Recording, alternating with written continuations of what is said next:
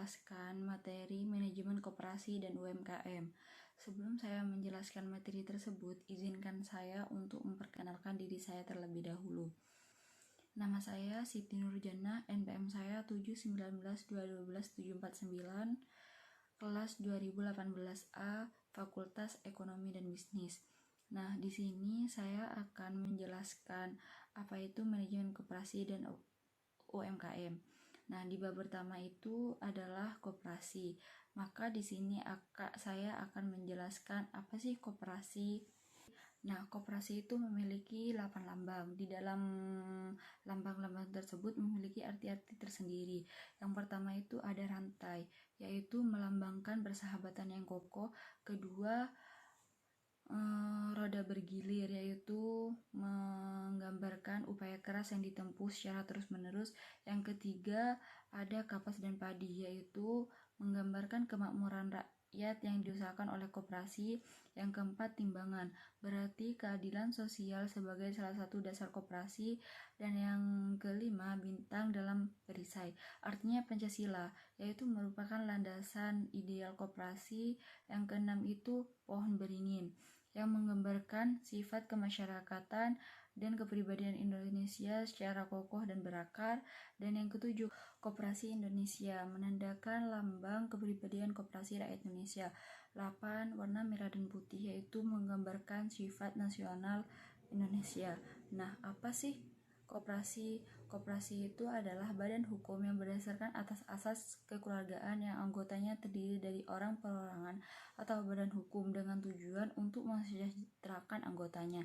Maksudnya yaitu koperasi dikendalikan secara bersama oleh seluruh anggotanya, di mana setiap anggota memiliki hak suara yang sama dalam setiap keputusan yang diambil koperasi.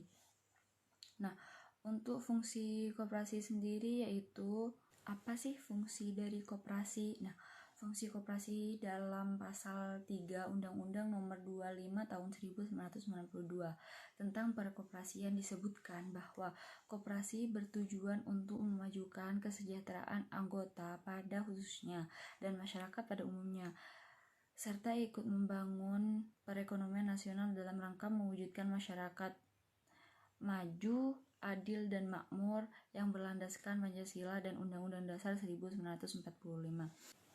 Nah, mengenai tentang sejarah koperasi. Sejarah koperasi pada awalnya dimulai pada abad ke-20. Pada umumnya, sejarah koperasi dimulai dari usaha kecil yang spontan yang dilakukan oleh rakyat kecil. Dan di Indonesia sendiri, ide-ide koperasi diperkenalkan oleh R. Arya Wiraatmaja yang pada tahun 1896 yang mendirikan sebuah bank untuk para pegawai negeri. Dan pada tahun 1927 diberikan Serikat Dagang Islam dengan tujuan untuk memperjuangkan perekonomian para pengusaha pribumi. Pada tahun 1942, negara Jepang menduduki Indonesia, lalu Jepang mendirikan koperasi yang diberi nama Kumiai. Setelah bangsa Indonesia merdeka pada tanggal 12 Juli 1947, Gerakan Koperasi Indonesia mengadakan Kongres Koperasi pertama kalinya di Tasikmalaya. Hari itu kemudian ditetapkan sebagai Hari Koperasi Indonesia. Nah, Hatta sebagai bapak koperasi sendiri, beliau mengusulkan didirikannya 3 macam koperasi. Yang pertama adalah koperasi konsumsi yang terutama melayani kebutuhan kaum buruh dan pegawai. Kedua adalah koperasi produksi yang merupakan wadah kaum petani, yaitu termasuk peternak atau nelayan. Yang ketiga adalah koperasi kredit yang melayani pedagang kecil dan pengusaha kecil guna memenuhi kebutuhan modal.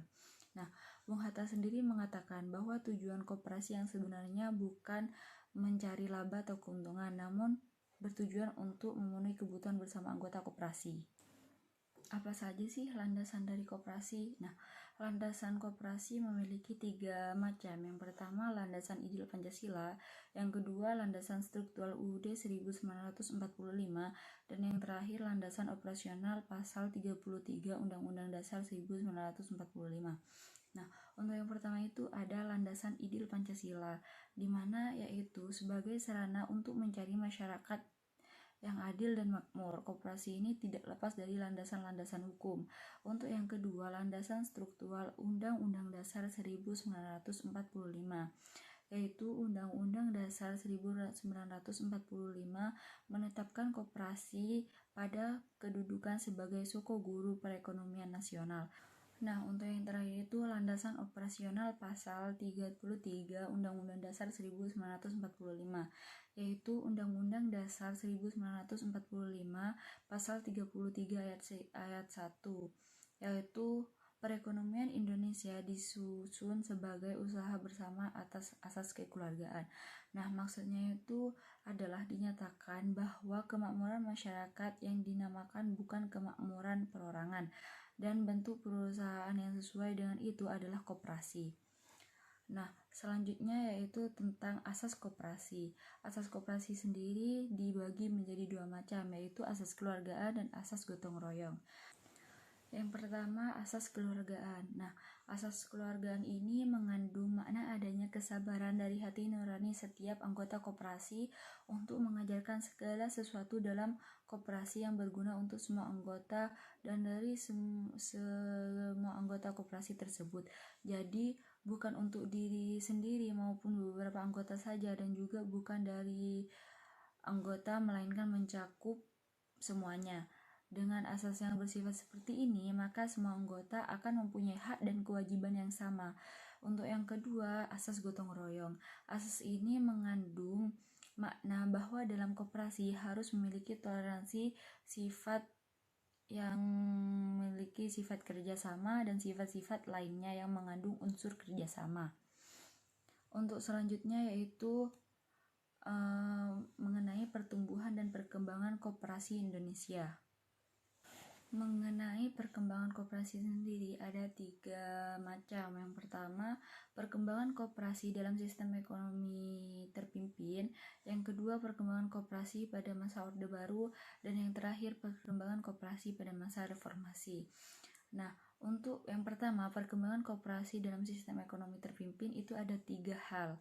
A. Menyusun fungsi koperasi dengan jiwa dan semangat dan Manipol RI tanggal 17 Agustus 1959. B. Bahwa pemerintah wajib mengambil sikap yang aktif dalam membina gerakan koperasi berdasarkan azas demokrasi terpimpin. Dan C.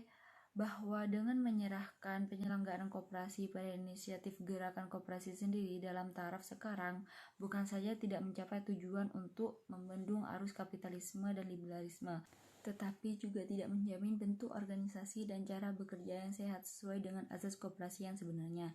Nah, yang kedua, perkembangan koperasi pada masa Orde Baru. Semangat Orde Baru yang dimulai titik awalnya 11 Maret 1996, segera setelah itu pada tanggal 18 Desember 1967 telah dilahirkan Undang-Undang Koperasi yang baru, yakni dikenal dengan nomor 12/1967 tentang pokok-pokok perkoperasian. Dan yang terakhir itu adalah perkembangan koperasi pada masa reformasi. Nah, maksudnya itu potensi koperasi pada saat ini mampu untuk memulai gerakan koperasi yang otonom. Namun, fokus bisnis koperasi harus diarahkan pada ciri universalitas kebutuhan yang tinggi, seperti jasa keuangan, pelayanan infrastruktur, serta pembelian bersama. Mungkin hanya itu yang dapat saya jelaskan, kurang lebihnya mohon maaf, dan see you di next video. Wassalamualaikum warahmatullahi wabarakatuh.